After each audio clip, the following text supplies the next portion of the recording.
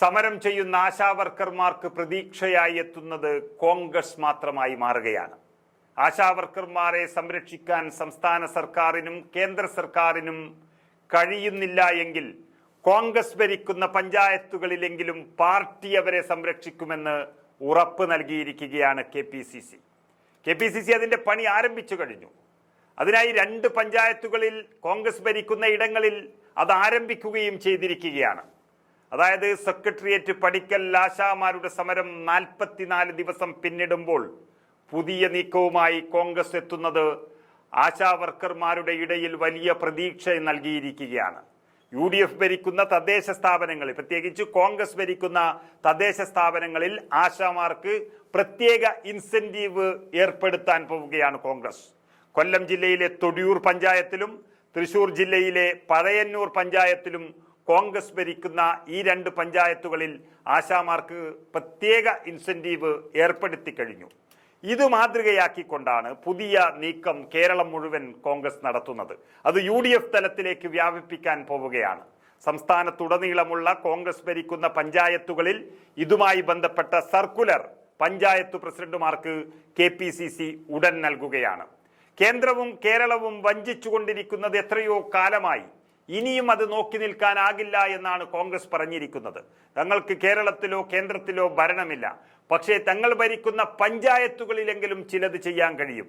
ഇങ്ങനെ ഗ്രാമങ്ങളുടെ മാലാഖമാർ തിരുവനന്തപുരത്ത് പോയി പട്ടിണി കിടക്കുമ്പോൾ അത് കണ്ടില്ല എന്ന് നടിക്കാൻ മറ്റുള്ള പാർട്ടിക്ക് ആകുമെങ്കിലും കോൺഗ്രസിന് അത് കഴിയില്ല എന്നുള്ളതാണ് KPCC നേതൃത്വം പറഞ്ഞിരിക്കുന്നത്. ഈ ആശാമാരെ പറ്റിക്കാൻ വേണ്ടി ആരോഗ്യമന്ത്രി വീണ ജോർജൊക്കെ നടത്തിയ ദില്ലി യാത്രയൊക്കെ നമ്മൾ കണ്ടു. അപ്പോൾ ഈ സമരം തീർക്കണമെന്നോ ആശാവർക്കർമാർക്ക് നല്ലത് ചെയ്യണമെന്നോ ഒരു ഉദ്ദേശവും ഈ 2 സർക്കാരുകൾക്കുമില്ല.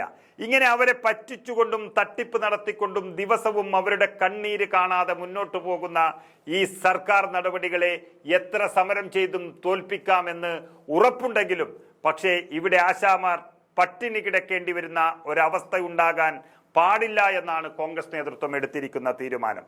അതിനിടെ ഇന്ന് ആശാമാരുടെ അവകാശങ്ങൾ സംരക്ഷിക്കണമെന്ന് ആവശ്യപ്പെട്ടുകൊണ്ട് INTUCയുടെ നേതൃത്വത്തിൽ മന്ത്രി വീണ ജോർജിന്റെ വസതിയിലേക്ക് ശക്തമായൊരു മാർച്ച് നടത്തി.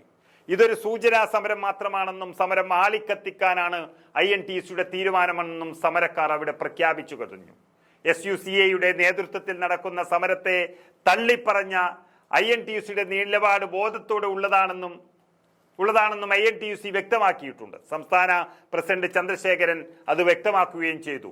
ആശാസമരം നടത്തുന്നത് ഒരു സ്വതന്ത്ര ട്രേഡ് യൂണിയനാണെന്നും സങ്കുചിത രാഷ്ട്രീയ താല്പര്യങ്ങൾക്ക് വച്ചുകൊണ്ടല്ല SUCA ജനസമരങ്ങളിൽ ഇടപെടുന്നതെന്നും SUCA സംസ്ഥാന സെക്രട്ടറി ജെയ്സൺ ജോസഫും പറഞ്ഞിട്ടുണ്ട്. ഉദ്യോഗസ്ഥ തലത്തിലും മന്ത്രി തലത്തിലും ചർച്ചകൾ നടന്നെങ്കിലും ആവശ്യങ്ങൾ അംഗീകരിക്കാൻ സർക്കാർ തയ്യാറാകാത്തൊരു സാഹചര്യത്തിൽ ആശാമാരുടെ നിരാഹാര സമരം 6ാം ദിവസത്തിലേക്ക് അങ്ങനെ കടന്നിരിക്കുകയാണ്.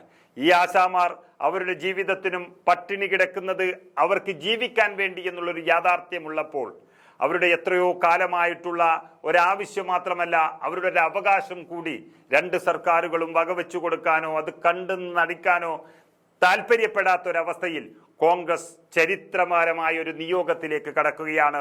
ചരിത്രപരമായ ഒരു ദൗത്യം ഏറ്റെടുക്കുകയാണ്. അതിന്റെ നടപടികളെല്ലാം KPCC ആരംഭിച്ചു കഴിഞ്ഞിരിക്കുന്നു.